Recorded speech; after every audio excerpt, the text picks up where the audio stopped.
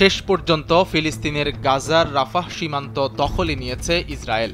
ইতোমধ্যেই Israeli defence ফোর্সের tank সীমান্ত অঞ্চলে অবস্থান নিয়েছে। গাজা সীমান্ত কর্তৃপক্ষের একজন মুখপাত্র এই খবর নিশ্চিত করেছেন।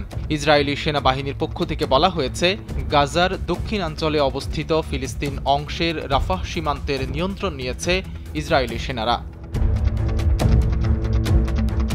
সোমবার রাত থেকেই রাফাহ সীমান্তে ঢুকতে শুরু করে ইসরায়েলি ট্যাঙ্ক। নাম প্রকাশে অনিচ্ছুক ফিলিস্তিন ও মিশরের কর্মকর্তারা রাফায় ইসরায়েলি ট্যাঙ্ক ঢোকার তথ্য নিশ্চিত করেছেন। ট্যাঙ্ক প্রবেশের সঙ্গে সঙ্গে রাফায় বিমান হামলাও শুরু করেছে ইসরায়েল। দেশটির ভেতরকার সীমান্তের অংশের ফুটেজ সম্প্রচার করেছে মিশরের আল কাহেরা টেলিভিশন। ওয়ালটন ফ্রিজ কিনে অনেকের মতো আপনিও হয়ে যেতে পারেন মিলেনিয়াল। সেরা পণ্যের সেরা অফার। ওই ফুটেজে বন্দুকযুদ্ধ ও বিস্ফোরণের শব্দ শোনা গেছে। এদিকে মিশর ও কাতারের মধ্যস্থতায় ইসরায়েলের সঙ্গে ফিলিস্তিনের স্বাধীনতাকামী সংগঠন হামাসের যুদ্ধবিরতি কার্যকর হয়েছে এমন খবর প্রচার হলেও তা অস্বীকার করেছেন ইসরায়েলি প্রধানমন্ত্রী বেনিয়ামিন নেতানিয়াহু। হামাসের সঙ্গে কোনো যুদ্ধবিরতি হয়নি দাবি করে রাফায় অভিযানের অনুমোদন দিয়েছেন তিনি।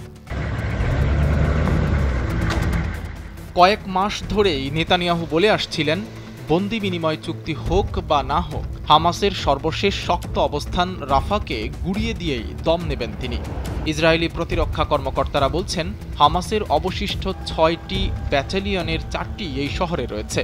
তাদের বিশ্বাস, সংগঠনের শীর্ষ কয়েকজন নেতাসহ রাফা শহরেই বন্দী রয়েছেন ইসরায়েলি জিম্মিরা। যদিও যুক্তরাষ্ট্র বিশ্বাস করে রাফায় বড় ধরনের অভিযান চালাবে না ইসরায়েল, তবে ইসরায়েলের পদক্ষেপ নিয়ে শঙ্কা প্রকাশ করেছে ওয়াশিংটন। বিশ্ব স্বাস্থ্য সংস্থার হিসাবে রাফায় বর্তমানে 12 লাখ ফিলিস্তিনি রয়েছে।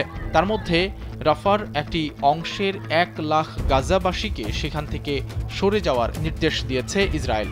তাই বড় ধরনের মানবিক বিপর্যয়ের আশঙ্কা করছে বিশ্ব সম্প্রদায়। এদিকে রাফায় হামলা চালানোর সবুজ সংকেত দেওয়ার পর নেতানিয়াহু বিরোধী বিক্ষোভে উত্তাল হয়ে উঠেছে ইসরায়েল। রাফায় অভিযান বাদ দিয়ে হামাসের সঙ্গে বন্দি বিনিময় চুক্তি বাস্তবায়ন করতে নেতানিয়াহু প্রশাসনকে চাপ দিচ্ছে বিক্ষোভকারীরা। সোমবার রাতে ইসরায়েলের তেল আবিব ও জেরুজালেমে এই বিক্ষোভ অনুষ্ঠিত হয়, তবে বিক্ষোভকারীদের ছত্রভঙ্গ করে দেয় ইসরায়েলের পুলিশ। সাইদ রহমান, কালবেলা ডেস্ক।